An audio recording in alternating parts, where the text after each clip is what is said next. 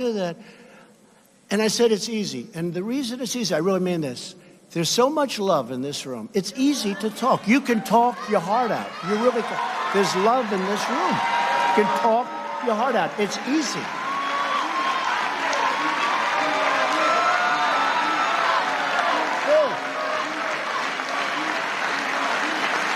It's easy.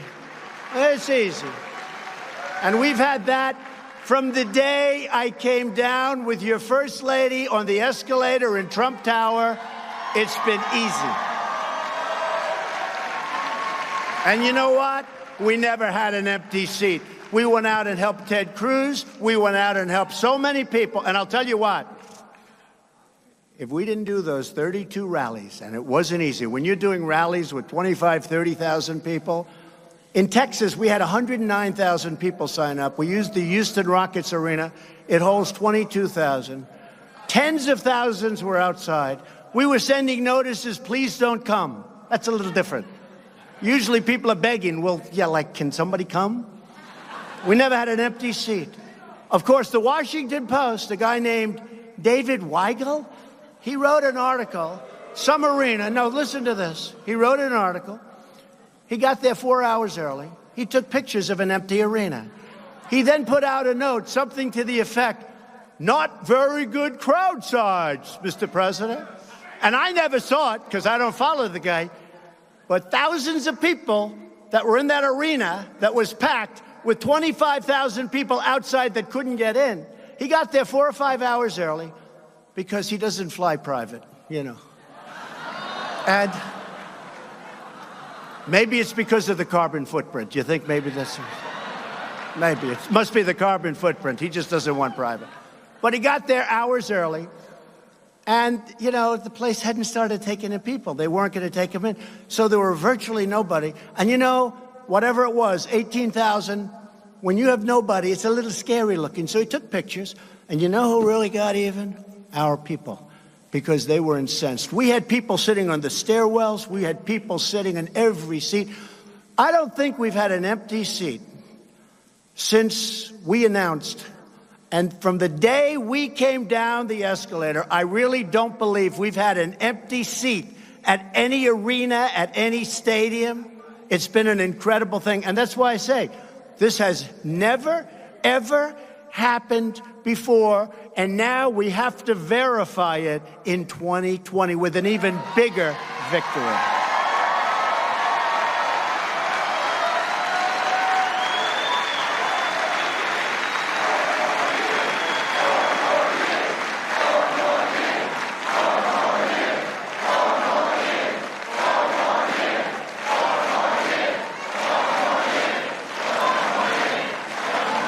And by the way, just to finish that story, Chris, the great Sarah Huckabee and Mercedes, who is incredible, sitting right here. Mercedes, thank you. They always say, you know, they're good people, right? Much better than I am. They always say, don't bring it up. Don't fight. Don't fight. Everyone understands. I said, they don't understand. If I don't explain it, how are they going to understand? So remember the empty arena one, right? And then it was shown, and the Washington Post had to do, and this particular writer had to do I thought he was going to get fired. I mean, if that were a conservative, he would have been fired on the spot. He would have been humiliated for what he did because it was fake news. Nobody was in the arena. There were thousands outside, but they hadn't opened the gates yet. They did the same thing at our big inauguration speech. You take a look at those crowds. And I watched one of the evening shows that are ridiculous, how horrible they are, how mean, how horrible. And I watched it by mistake.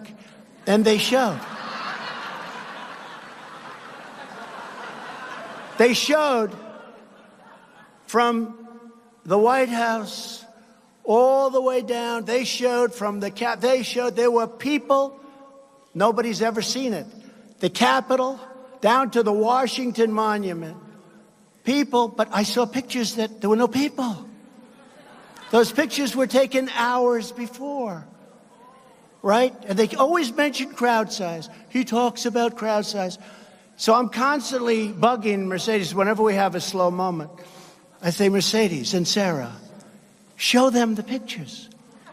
Show them and compare them with what they put on television.